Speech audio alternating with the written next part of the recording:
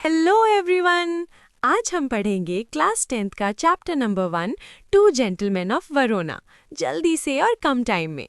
लेकिन उससे पहले स्टोरी को शॉर्ट समरी 1 लाइन की, जिससे स्टोरी का ओवरव्यू हो जाए। ये एक कहानी है जो दो छोटे भाइयों की, जो पुअर होते हुए भी दुनिया के सबसे रिच लोग हैं, बिकॉज उनके पास है सेल्फ रिस्पेक्ट, सैक्रिफाइस और लव। ये स्टोरी ए.जे. क्रोनिन ने लिखी है। इसका टाइटल शेक्सपियर के एक फेमस प्ले से लिया गया है, लेकिन ये कहानी बिल्कुल हार्ट टचिंग है। स्टोरी शुरू होती है जब नरेटर यानी कि ऑथर वरोना सिटी के, जो इटली में है, वहाँ दो लड़कों से मिलता है। एक का नाम था निकोला, जो 13 इयर्स ओल्ड था, और दूसरा इसका नाम जकोबो, जो 12 इयर्स ओल्ड था। ये दोनों उस टाइम स्ट्रॉबेरी सेल कर रहे होते हैं। ड्राइवर मना करता है कि इन दोनों के पास से फ्रूट मत खरीदो, वरोना में बहुत अच्छे फ्रूट्स मिलेंगे जो बहुत फ्रेश होंगे। बिकॉज वो दोनों भाई बहुत पुअर थे और उन दोनों का शैबी अपीयरेंस यानी कि गंदे या पुराने कपड़े पहने हुए थे।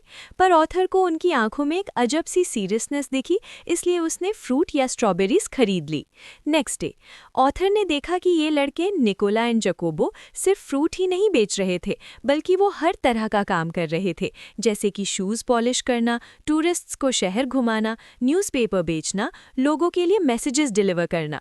ऑथर को बहुत हैरानी हुई कि ये लड़के इतना पैसा कमा रहे हैं, फिर भी ये अच्छे कपड़े क्यों नहीं पहनते हैं, ना अच्छा खाना खाते हैं। तब फिर ऑथर, ये इतने पैसा जा कहाँ रहा है? एक दिन ऑथर उनसे बोलता है कि वो अगले वीक यहाँ से चला जाएगा, तो क्या वो उनके लिए कुछ कर सकता है क्या? तभी छोटा भाई बोलता है कि हाँ, इस संडे को हम पोलेंटा जाएंगे। वैसे तो हम बाइसिकल हायर कर लेते हैं, पर अगर आप चाहो तो हमें छोड़ सकते हो। ये सुनने के बाद बड़ा भाई गुस्से में देखता है जकोबो की, बिकॉज वो किसी की हेल्प नहीं चाहते थे और अपना काम खुद करते थे।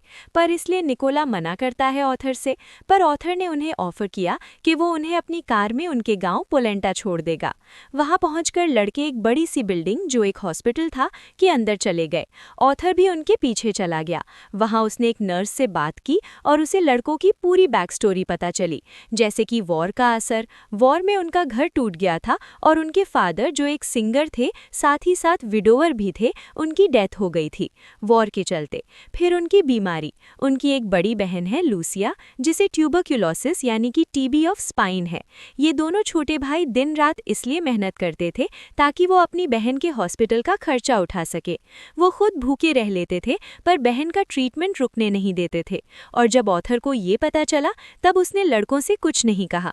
उसे लगा कि अगर वो लड़कों को बताएगा कि उसे सब पता है, तो उनका सेल्फ रिस्पेक्ट यानी कि सेल्फ प्राइड हर्ट हो जाएगा। वो लड़के किसी से भीख नहीं मांग रहे थे, बल्कि अपनी मेहनत से अपनी बहन की जान बचा रहे थे। इसलिए ऑथर ने उन्हें टू जेंटलमैन कहा, क्योंकि उनका कैरेक्टर किसी बड़े अमीर आदमी से भी ज्यादा नोबल और बड़ा था। अगर इस समरी को 1 लाइन में डिफाइन करें, तो ये कहानी हमें सिखाती है कि असली जेंटलमैन वो होता है जो मुश्किल वक्त में हार ना माने और अपने अपनों के लिए सैक्रिफाइस करे। लास्टली, अगर आपको ये वीडियो अच्छी लगी हो, तो don't forget to subscribe my channel and like करें, जिससे मैं आपके लिए और वीडियो बना सकूं और इससे भी अच्छी वीडियोस अपलोड कर सकूं। Thank you.